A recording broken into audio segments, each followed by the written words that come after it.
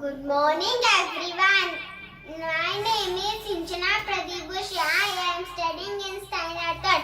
I am going to tell one small story. Bhagat Singh ಒಬ್ಬ ಕ್ರಾಂತಿಕಾರಿ ಸ್ವಾತಂತ್ರ್ಯ ಹೋರಾಟಗಾರರಾಗಿದ್ದರು. ಅವರ ತತ್ವಗಳು ಗಾಂಧೀಜಿ ಅವರ ಅಹಿಂಸೆ ತತ್ವಕ್ಕಿಂತ ವಿಭಿನ್ನವಾಗಿತ್ತು. ಅವರ ಕ್ರಾಂತಿಕಾರಿ ನಡವಳಿಕೆಯಿಂದಾಗಿ ಅವರು ಬ್ರಿಟಿಷರ ಕೆಂಗಣ್ಣಿಗೆ ಗುರಿಯಾಗಿ ಅವರ 23ನೇ ವಯಸ್ಸಿನಲ್ಲಿಯೇ ನೇಣಿಗೆ ಶರಣಾಗಬೇಕಾಯಿತು. ಆಜಾದ್ ರವರೇ, ನಾನು ನಿಮ್ಮ ಜೊತೆ ಸ್ವಾತಂತ್ರ್ಯ ಹೋರಾಟದಲ್ಲಿ ಕೈ ಜೋಡಿಸಲು ಇಚ್ಛಿಸುತ್ತೇನೆ.